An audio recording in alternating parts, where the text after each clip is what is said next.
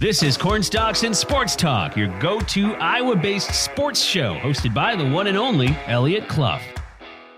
Hey guys, time to get in on the action for the biggest moments in basketball with Prize Picks, America's #1 fantasy sports app. Just select 2 or more players, pick more or less on their projections, place your entry, and win up to 100 times your money. Right now, Prize Picks will match your first deposit of up to $100. Just download the Prize Picks app and use the code GET100. That's code GET100 on Prize Picks for a first deposit match of up to $100. Prize Picks. Pick more. Pick less. It's that easy.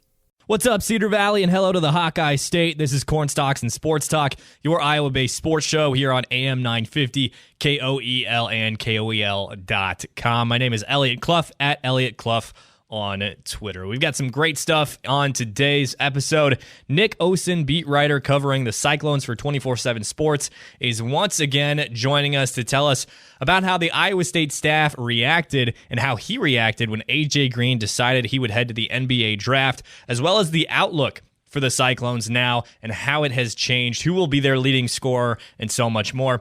And some of you may remember this name, Eldon Miller, a legendary coach for UNI men's basketball. Well, his grandson, Charlie, joins us to tell us about his recent decision to walk on at UNI, how his grandpa and father, who was also a college basketball coach, helped him make his decision, and how a year of prep school in North Carolina, along with playing his high school ball in North Carolina, helped his development. But first, I've got one thing I really want to talk about here on Cornstalks and Sports Talk this morning. It's something that connected with my childhood and my childhood love for basketball. And now, I say it at the top of every show. I say it at the end of every show. You'll see it in my Twitter bio and my Instagram bio, for that matter. I am a UNI insider. I've been covering the Panthers for about 5 years now, a little over 5 years, and I love my job. I love going to UNI. I love covering these teams and talking with the current and soon-to-be and former UNI athletes. We've had A.J. Green on here. We've had Benny Sapp III on here. We've had Austin Fife on here. And, of course, we're interviewing Charlie, who will be a UNI Panther. And I loved my time in Cedar Falls. I love going to Cedar Falls and covering games and going elsewhere and covering the Panthers as well. But like many other kids, and maybe even athletes at UNI and in the state of Iowa, I grew up a Hawkeye fan. I know it hurts. At least I wasn't a Cyclone fan, right? Well, I grew up cheering on the Hawkeyes, and around the time that I started to fall in love with the game of basketball, 10, 11, 12, 13, 14, around there, Matt Gatens was the man at Iowa. He's from Iowa City. He came in as a freshman and competed right away. He was a top 100 recruit on a team that was led by Todd Licklider. And if you remember the Todd Licklider years, those were some dark years to be a Hawkeye fan. I'll get into that a little bit more here. But to go back to the original point at hand, the Hawkeyes recently lost a longtime assistant in Kirk Speraw to retirement. He started his college basketball coaching career under Lute Olson in Iowa City, and then he came back and was under Fran McCaffrey the last 12 years. So that's a huge loss for the staff. A lot of people disappointed, but oh boy, has that changed over the last few days. Matt Gatens, who I mentioned being the freaking man in Iowa City, he was one of my idols, one of my heroes growing up. He will take the place of Speraw on the bench as an assistant for Fran McCaffrey, and people are jacked. I saw the news. I immediately wrote something up about it, so you can check out the story on the KOEL website, KOEL.com. But my inner 12-year-old Eliot was jacked. I sent my friends who were basketball fans at that point in time, Iowa basketball fans at that point in time. I was like, look at this story. I'm so hyped. 12-year-old Eliot's lit. And I'm still kind of lit about it. And again, I cover UNI. I don't necessarily root for... I don't root for the Hawkeyes anymore. by way of being from Iowa, if they're on, I might watch them, and it's not like I want them to lose, but I cover UNI. That's my thing.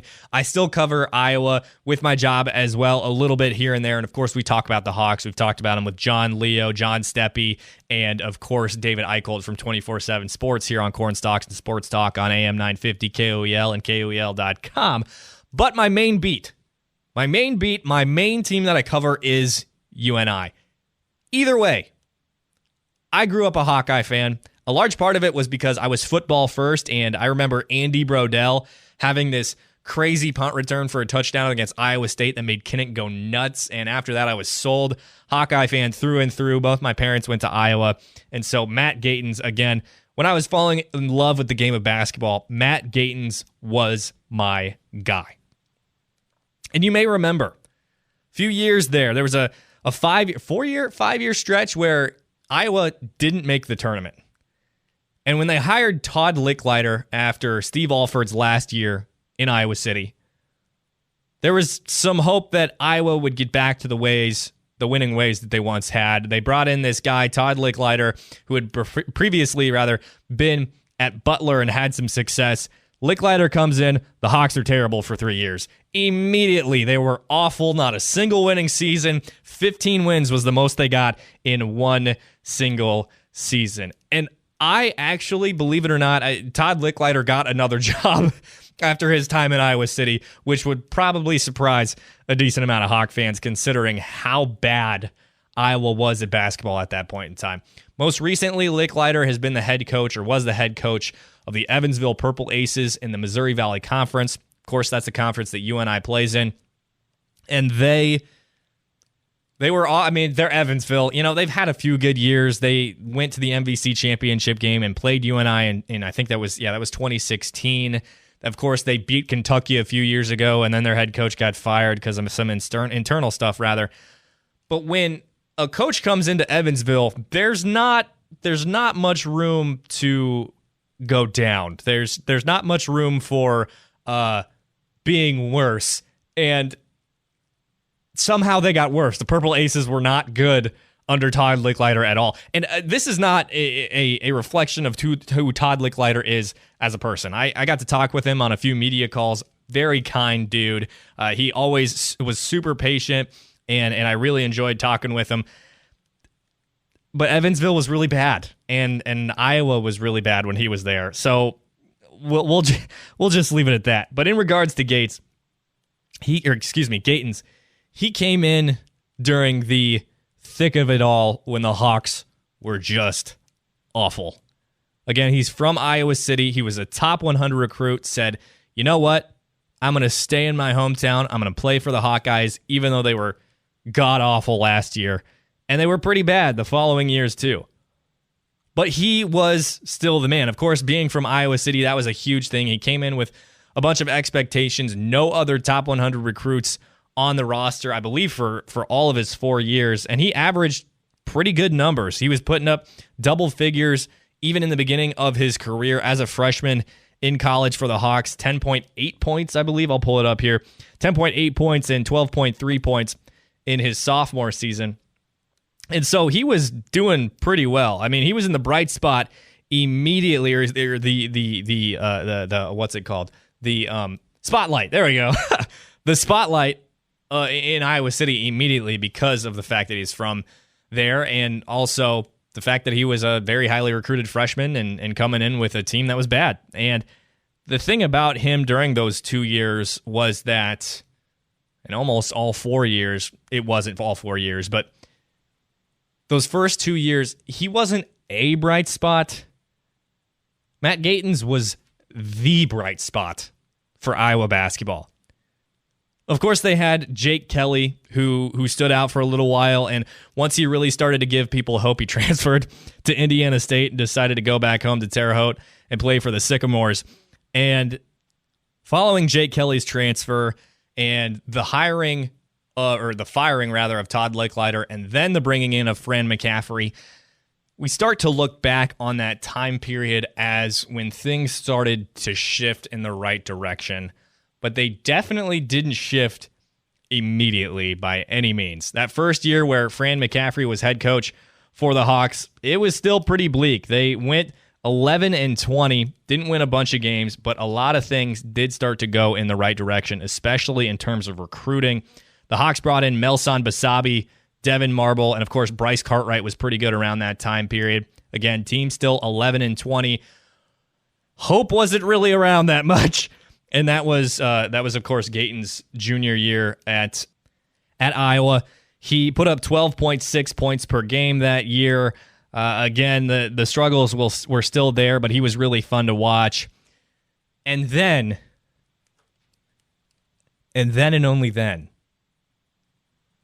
did the Hawkeyes actually have a winning season when Matt Gatens was a senior. What a way for him to go out. They didn't go to the tournament, but still. Pretty dope, if you ask me.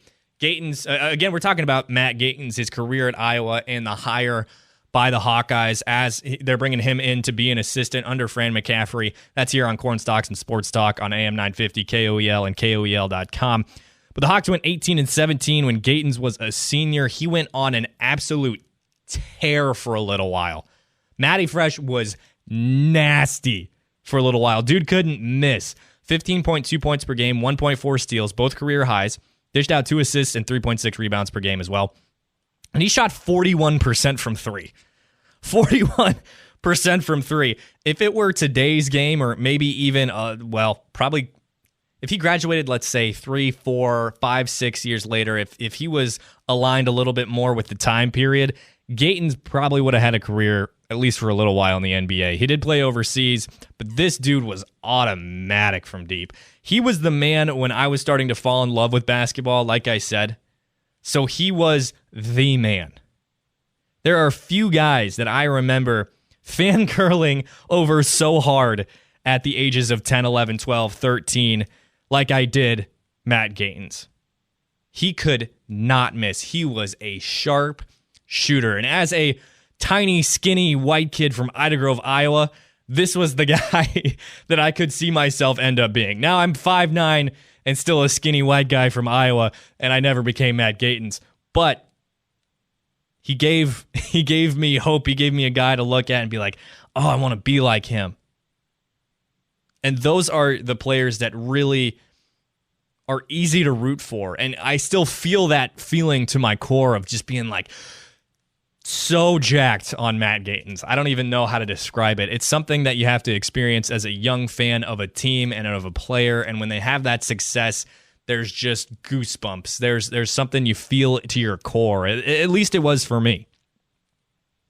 And to fangirl about Gatens is great. And I think a lot of Hawkeye fans are just excited that he's back in Iowa City. He may very well take over the head coaching position when Fran McCaffrey's done. I know I've seen that conjecture a little bit on Twitter as to if it happens or not. Who knows?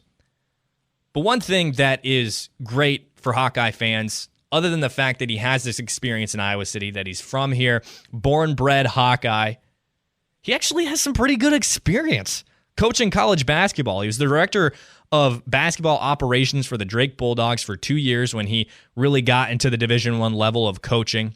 And then these last 2 years, he was under Darren DeVries at Drake. And Drake, if you don't follow mid-major basketball, or if you somehow haven't been able to see Tucker DeVries light things up for the Bulldogs, and you're a sports fan in Iowa, personally, I think that's blasphemy. But anyway, if you haven't been able to see Drake be successful, that's a damn good program. Like, as a guy who covers UNI, and UNI is their rival, is Drake's rival, Drake's a damn good program. And Darren DeVries, another great kid, great guy who leads a fantastic program. And so Matt Gatens not only has this incredible resume of being one of the greatest players in a very dark time for the Hawkeyes, giving a lot of people hope. He played overseas as a professional. He's been a coach under a great coach at the mid-major level in Iowa. And Darren DeVries runs a great program. So this is a home run hire in just about every way for the Hawkeyes. Matt Gatens, I'm happy for you, man. You have no idea who I am. I'm happy for you. You're one of my childhood heroes, and it's great to see you have that success and get a great job now as well. And it's great for Hawkeye fans too. So Matt Gatens, an excellent hire for the people of Iowa City and for the continued growth of basketball at the University of Iowa. Once again, folks, I am Eliot Clough at Eliot Clough on Twitter. We got a great rest of the show today. We're talking with Nick Osen up next of 24/7 Sports. He's the Iowa State beat writer, and we'll be breaking down what he expects from the Cyclones in 2022-2023. Welcome back to Corn Stalks and Sports Talk here on AM 950 KOEL and KOEL.com with me, Eliot Clough at Eliot Clough on Twitter. A few weeks ago, we had Nick Osen, Iowa State beat writer for 24/7 Sports on the show to talk the possibility of AJ Green becoming a Cyclone, and to damn near everyone's surprise, including ours, AJ decided to keep his name in the NBA draft. So the outlook for ISU basketball is a bit different now. And to talk with us a little bit about the decision for AJ Green and the outlook for Cyclone basketball, Nick is joining us again. Nick, you and I both surprised AJ's decision. How taken aback were you when it was announced that he'd be sticking in the draft? I would say when it officially kind of came out, and we were texting about it late that night, kind of how things were feeling. I would say at that moment, a little surprised. Earlier in the day when I started to, hear and quite honestly just get the feeling that it wasn't quite as likely he was coming to Iowa State, started to get a little bit more surprised. And it's no, offense to the Cyclones or AJ or anything, because I told you I watched him in the G League, elite camp, and I was impressed. But he didn't get, that call up to the combine, and then there didn't seem to be quite as much momentum that second week. So I would say it was a little bit of surprise, but just based on kind of who I was speaking with, and how hard I was working that story when it officially dropped, I was not shocked. But kind of with the momentum, it was a little surprising he's not going to be playing here in Ames. From our last conversation to this one, like it just, if we were able to know what was going on, I like our face-to-face conversation, via Zoom, I think we both would have been just shook. The next time I was talking with you, I was thinking, AJ Green is going to be a Cyclone. So pretty heavy changes. I remember when the news dropped, prior to the news drop, you texted me and asked me, are you hearing anything? And then like 2 hours later, I responded after AJ had decided, and I was like, yes. I'm just, this by now, I'm not the greatest texter in the world, but anyway, so he had some workouts and everything with NBA teams. I'm assuming now where we're looking at it, he had to have gotten some sort of guarantee, right? With like with a two-way, or that they draft him. I mean, again, this is all speculation from us, but you'd think that something really came forward with what happened in those final workouts, because apparently something changed. Yeah, a little bit of speculation, but I heard from somebody that I've kind of trusted throughout this process. Obviously another kind of extensive time period with the Bucks kind of spoke to something that was certainly, interesting when that came out. And then I also heard about another Eastern Conference team, potentially the Hawks, at least showing some type of interest. So I think that a few teams, in that conference obviously showed the most interest. The last couple workouts were in the East as well, including the Pacers. But yeah, I mean, truly like fully good for AJ. That is really impressive. And I hope that, it works out well for him. And there is some type of a guarantee or a, soft landing spot, taking a move and kind of a jump like this. And we talked about it with Coach Jake last weekend. Iowa State's had their share of guys go to the NBA. UNI hasn't. And this is huge for recruiting for UNI, especially going forward. I mean, I talked about it a few weeks ago, too, on Corn Stalks and Sports Talk. Was you look at the roster picture at the beginning of the season for UNI basketball, not only is Goner Mar out, he didn't even play at the beginning of the season due to the just injuries that surmounted for him. AJ Green's gone. Noah Carter's gone. Antoine Kimmons is gone. The possibility of Austin Fife was being gone at that point in time was still on the table. And then you got Trey Burhout and Taiwan Pickford graduating. So there's spots to fill. There's spots to fill. And so having a guy who's going into the NBA draft is huge for a mid-major program like UNI. Yeah, I can imagine it. And, I'll kind of take on your role and throw a question back on you, because I watched UNI. Obviously, we've talked about, some of their tourney runs and a lot of their success. Have they had a player like really drafted or land on an NBA team? They've never had a player drafted. They've had a few guys in the G League that played particularly well. Jeremy Morgan. Again, we talked about this last week with Coach Jake. If you want to listen to the podcast from last week, to people who are listening, Jeremy Morgan's playing really well overseas right now. Wes Washpun, he played for the Iowa Wolves, believe it or not, in the G League. Seth Tuttle went through the draft process a few years ago, never landed. I tell this to everybody, if Seth Tuttle was picked up by the San Antonio Spurs, he would have had at least a few years in the league, and I'm sticking to it. I haven't told that to Tut specifically. I'm sure I will at some point, but no real run in the NBA. The NFL has been, and football has been much more what UNI is known for, and particularly putting guys into the professional ranks. But AJ will be the first one, and it's kind of been that trajectory since he came to UNI. I mean, 4-star recruit out of high school, and so it's really big for the program in Cedar Falls for sure. Oh, that's really impressive. Like I said, I'm really excited to see kind of how things play out. It seems like just an awesome kid, and obviously a terrific player that's not afraid to bet on himself. You have to respect that. Oh, definitely. And I don't know that you got the opportunity to talk to AJ specifically at all, but yeah, he's a great kid and very humble, and very excited to see what's ahead of him. But we are here to talk a little bit about Iowa State basketball too.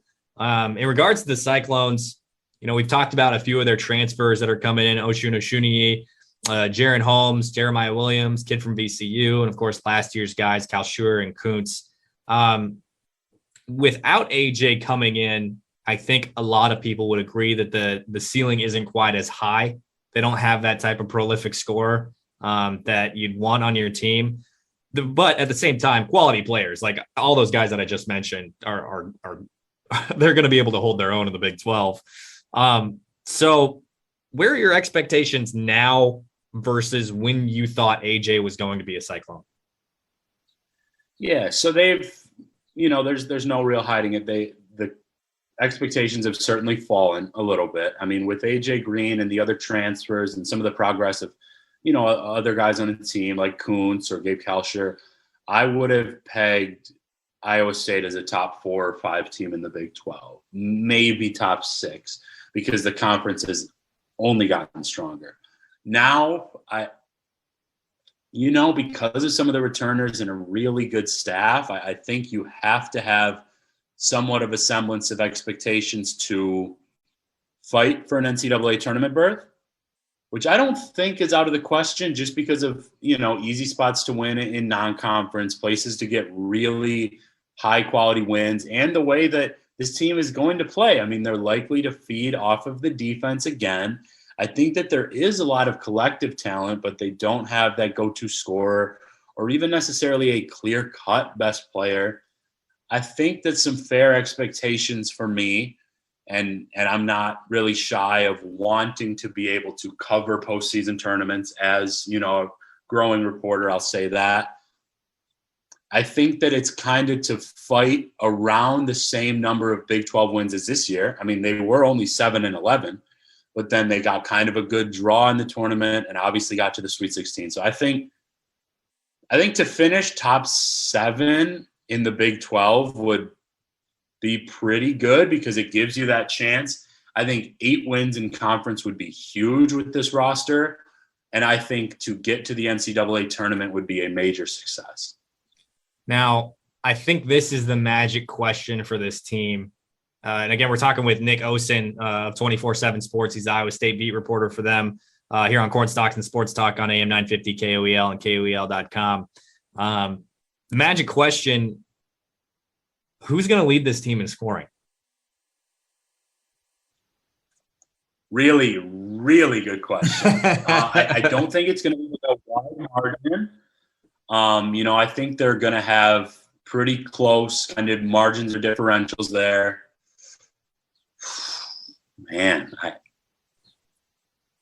I think as of this moment, I'm going to give 2 names. I will say Gabe Kalsher or Oshunier. I think that if he can build on the success that he had at St. Bonaventure's, I think there's a chance for him to be kind of a major point of this offense. It's far from a guarantee. There are a lot of options at guard, but no clear-cut, scorers or shooters, like you said. I think it's going to be a team that really comes together, maybe several guys in the 9 to 11 points per game range, which you can win with. And then just, quite honestly, the talent level on defense is actually really impressive, especially when you factor in Oshun and Hassan Ward, the player from VCU, and Kalsher's back, and Jeremiah Williams. If you're into that old school basketball, lock it down and, force the other team to kind of beat your hand, you're going to enjoy watching the Cyclones team. If you like high scoring, this likely isn't necessarily the team for you this year. I don't know if we've talked about this. I grew up a San Diego Chargers fan. Now, of course, Los Angeles Chargers.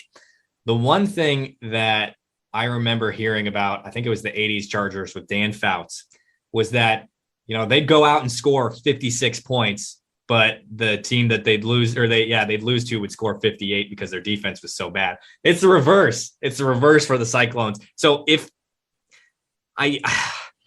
just, how are they going to score the basketball? Like, just to hammer that point home. I mean, they don't have that. They don't have Isaiah Brockington, right? And they don't have Tyrese Hunter even, who's a fantastic player, not necessarily your go-to scorer, but a fantastic player. So, I mean, they're going to have to get out and run, right? I think having Oshun as a lob threat is going to be big in that aspect of the game. But also, I know he's going to have to develop a level of a jump shot to make it in the league, right, into the NBA. And now with AJ deciding to go to the pros, you'd think that just got hammered home to him by the coaching staff. Yeah, I think these guys know that there's kind of an extra level of an onus or a responsibility on their shoulders now, because I'm not convinced there is going to be like a late, summer, I guess we're already into, pickup that's really going to change things with this roster. I mean, unbelievably, we're sitting at mid-June. There aren't a ton of highly sought-after, talented players left in the transfer portal. But again, I haven't been shy saying it on this show or other shows I've been on. I'm really impressed with this staff, not only in terms of buy-in, but in getting the absolute most potential out of your players. So I will not be one to count this team out after what I saw last year with what they did with that roster, and then hitting an absolute low point, coming back up 4 conference wins in a row, then knocking off Wisconsin to get to the Sweet 16 and play a really good half against Miami. So, yeah, expectations may be tempered, but what I would say is I won't be losing any expectations either. This team still has to fight for a tournament berth based on kind of the trajectory of the program. Now, is there any chance they take that scholarship and just find somebody who's, hey, you're a shooter, you can come in for a year, and maybe it's a grad transfer that's still on the market, and say, hey, you might have a shot. Here's a scholarship, Yeah, I think there was that point to look at a couple potential guys that can do a little more than just shooting, maybe scoring the ball at a high clip or being a facilitator. But at this point, I'd say more likely than not, they just won't be doing that. I mean, you look at the top 100, 150 names in the transfer portal, and just about everyone's taken. And I said it, right on my board after the AJ news became official, said I don't expect this staff to use a scholarship just to use it. Okay. All right. Fair enough. And there are a couple of names that came to mind. What if Austin Ash flipped from the Hawkeyes to the Cyclones? Even like if you recognize that name, even because I know you're fairly new, but riding the bench for the Hawkeyes for 4 years, 5 years, trying to get a spot somewhere. But another name that you may very well not recognize because he's in the Missouri Valley Conference, just committed to Missouri, Isaiah Mosley. Like if he ended up with the Cyclones, like, oh wow, they could have hit the freaking jackpot if that happened. Don't tempt me now, my friend. On the basketball court. No, that would have been a pretty terrific fit, but I think that was kind of an interesting recruitment. I don't know a ton about it, but I wasn't really shocked to see him staying a little bit closer to home there as well. Right. Anywho, he is Nick Osen from the 24/7 Sports. He covers the Iowa State Cyclones for them at The Real Nick Osen on Twitter. Give him a follow. This guy works so hard. He does great stuff, and he's always willing to hop on, even if he only has 15 to 20 minutes. Nick, we appreciate you, brother. You're one of those people I'll always make the time for, my guy. Thank you so much. And that was Nick Osen of 24/7 Sports. He covers Iowa State basketball and football for them. Don't go anywhere. We will be right back talking with Charlie Miller. He's the grandson of legendary UNI men's basketball coach Eldon Miller, and he just walked on to play for Coach Ben Jacobson and the Panthers. Again, don't go anywhere. This is Cornstalks and Sports Talk on AM 950 KOEL and KOEL.com. Welcome back to Cornstalks and Sports Talk here on AM 950 KOEL and KOEL.com. As UNI basketball has been searching to fill open spots on its roster at the beginning of the 2022 basketball season, they've continued to look into the transfer portal as well as the prep school route. And one player that has since committed out of Flight 22 prep is Charlie Miller. And to the surprise of literally everyone, he is the grandson of legendary UNI men's coach Eldon Miller. And Charlie's joining us here on a Saturday morning. Charlie, thanks for joining us today, man. Yeah, thanks for having me. And so to quite literally everybody, but probably you and your immediate family in regards to being related to Eldon, you know, in covering UNI, I will just occasionally search on Twitter to find certain topics like Northern Iowa commitment, whatever. And I was at the gym and I did it just in case. And I came upon your profile or your tweet rather. And somebody was like, Eldon Miller's grandson. I was like, okay, I got to DM him because Miller's a common last name. Right. Yeah. So tell us about it, man. Was UNI always on your radar? Did they kind of come on late? How did this work out for you? It kind of came on late. It was weird because it was like last summer. I saw Coach Jacobson. He was at one of our tournaments, and I talked to him a little bit. And my grandpa was there, so they were talking it up. And then I decided to do the prep school route. And then he happened to just hit me up, and we talked it up for a little bit. And honestly, it was kind of out of the blue, but it was kind of like a good situation. It seemed like so.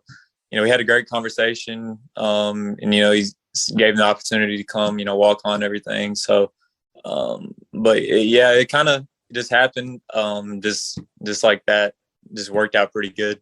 So not only did you go to prep school after high school, but this opportunity came super late. Were you getting a little nervous at all?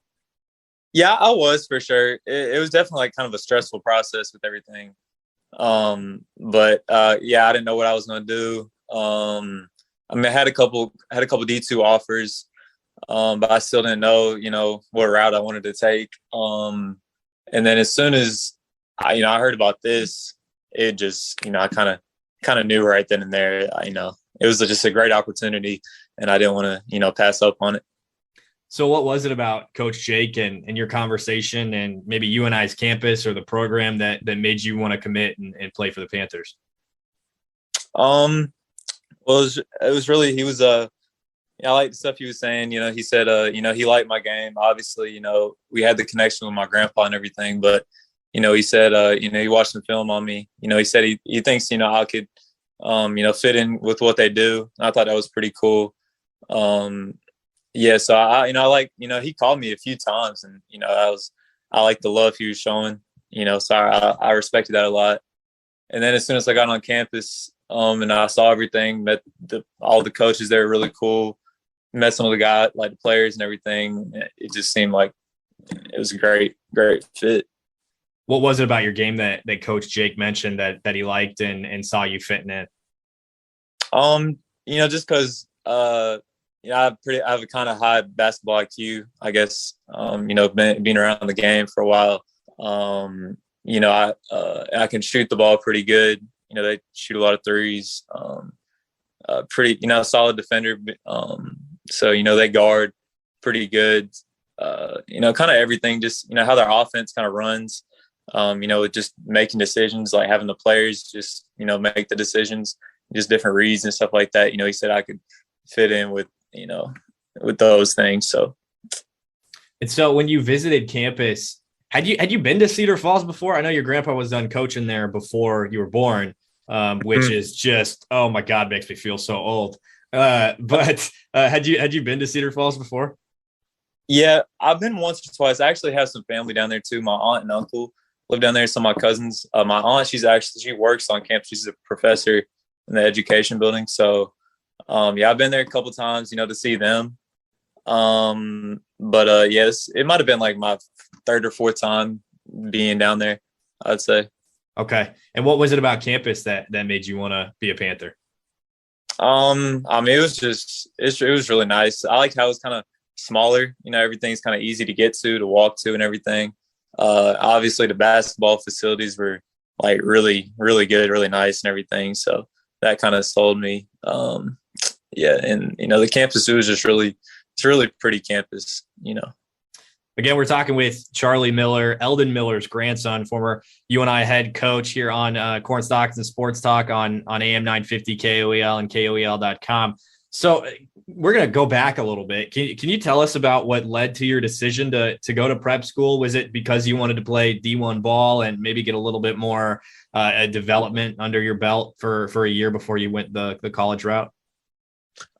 Yeah, kind of both of those things. I wanted to get some more looks and some more development, especially because kind of my whole life I've kind of played like a shooting guard role. And so towards like the end of last summer, I started to play more point guard. It's just kind of, I thought it was better for me. I I played better that way. So the whole prep school, I kind of ran the point. It was good for my development and everything. And also, my dad, he helped coach my team. So that was good. And the coach we had, he used to coach for my dad. He used to be an assistant at UNCP, and he was our coach. He's really good. So just having them, help develop me more, that was good. And just get some more like exposure and everything. And also just because like COVID, it kind of messed up like, scholarships for guys like me in the 21 class. So I thought it was there was really no downside to it, going this route. I thought it could only help me. Now, did you, when you're talking with Coach Jake, I know you had mentioned you were a shooting guard and then you transitioned to point guard more this last year at prep school. Are you looking at playing point guard while you're in Cedar Falls? Yeah. Yes, sir. Was that something that was decided more or less because of your height? Yeah, kind of. I've always kind of played the two just because I could shoot, like, really good. But, I always kind of like making, the decisions, handling the ball and stuff like that. But, and I'm like 6 foot, so especially at the college level, it makes more sense for me to be like a point guard, so. UNI is going to have quite the roster in a couple of years. You're going to have Bowen Bourne, who's 5'11", you at 6 foot, and RJ Taylor, who's 5'11" right now. So we'll see how that works out. Ton of buckets, though. That's what I'm saying, and I'm sure that's what you're thinking too. It's going to be really difficult to guard a team with a rotation like that has that type of speed, basketball IQ. I don't know if you know this. Bowen's dad is a scout in the NBA, and that type of shooting, man. I think is that something you're pretty excited about too? Yeah, I'm really excited about that. They seem like really good players. I think be a great fit. I'm excited. Yes, sir. So when you look at the decision, I know I'm sure a lot of people are thinking, well, Coach Jake had interest. It was his grandpa. How much influence did your grandpa have on your decision? It was kind of a good part, I'd say. Opportunity kind of came up, because he's my grandpa and Coach Jake, and they knew each other and everything. But just with his legacy out there, it'd be cool if I decided to come out there. But Coach Jake told me like the opportunity is there because, he's my grandpa and everything, but, he recruited me, or, he liked me because I was a good player, he said. So I like that about it. Now, when we look at the fact that, well, your grandpa, obviously, and then your dad was a collegiate coach at UNC Pembroke, how much, you said you grew up around the game too. Was that a pretty big advantage you feel in terms of, we've talked about your development a little bit. Do you feel like you would be maybe even anywhere near the basketball player you are without the familial connections that you have? Oh yeah, definitely not. Honestly, just to be honest, but yeah, having them, my dad, my grandpa, they've, I've been around the game, ever since I was born. Just having them just teach me, just being around like their practices and everything. We're going to all the games. It's definitely helped me. I for sure would not be, where I'm at without them. We mentioned your shooting and a lot of the, the coaches' kids, a lot of people, what they think of when you're looking at players like that, it's guys who are fundamentally sound, who can shoot well, who can play defense, who do play defense for that matter. What are you going to bring to Cedar Falls? What are you excited to show Panther fans while you're on the court for the Panthers? A few things. I can shoot the ball. I can space the floor a little bit. I'm a smart player. I am pretty fundamentally sound. Coach's son and everything. And I can defend.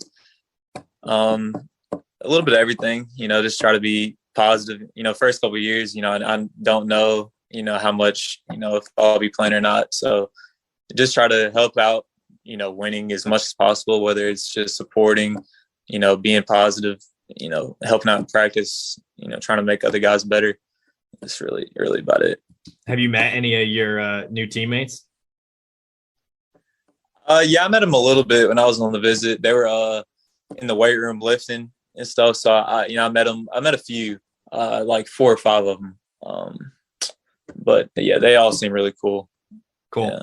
Cool. And to reference the size thing, it's not like you're going to come in and everybody's going to be 6 foot, right? You got Cole Henry, who's going to be on the roster, and some of these other bigger guys too. Very excited about your fit there with them. And I know, speaking of which, I know some of these guys are getting together this summer and getting workouts in. I talked about it with Coach Jake last week here on Cornstalks and Sports Talk on AM 950 KOEL and KOEL.com. Are you planning on getting to Cedar Falls anytime soon, getting some work in? I don't think so.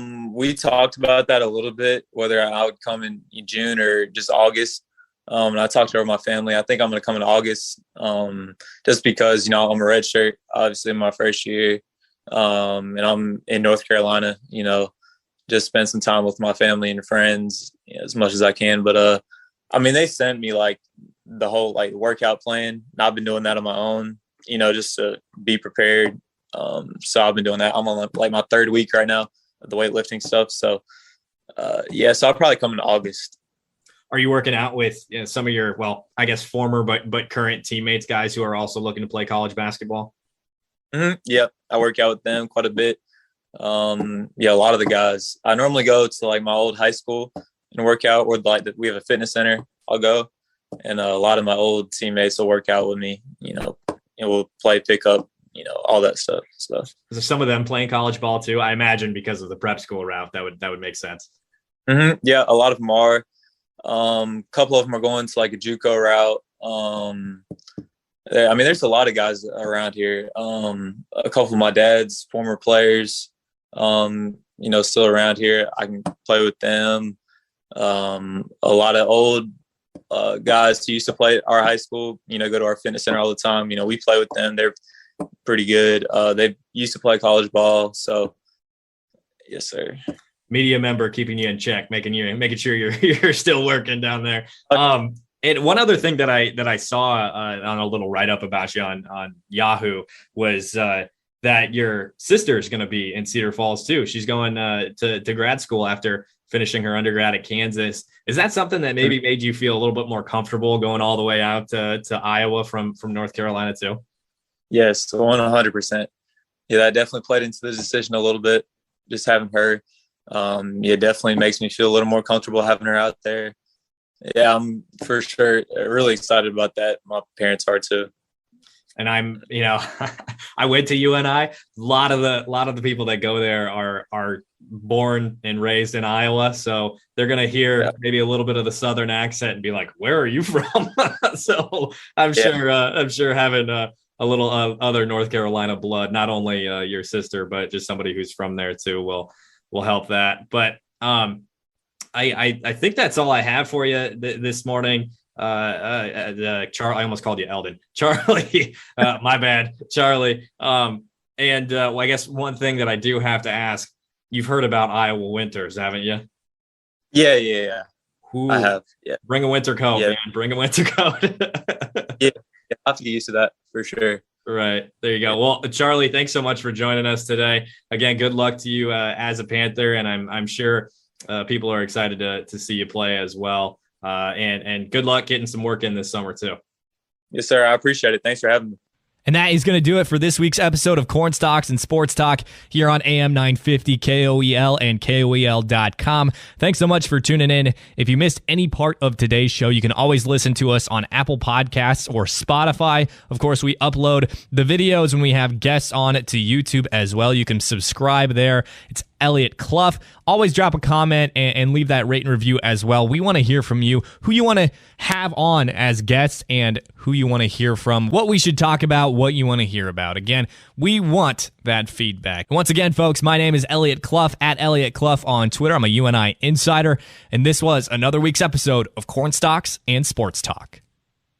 Hey guys, time to get in on the action for the biggest moments in basketball with Prize Picks, America's #1 fantasy sports app. Just select 2 or more players, pick more or less on their projections, place your entry, and win up to 100 times your money. Right now, Prize Picks will match your first deposit of up to $100. Just download the Prize Picks app and use the code GET100. That's code GET100 on Prize Picks for a first deposit match of up to $100. Prize Picks. Pick more. Pick less. It's that easy.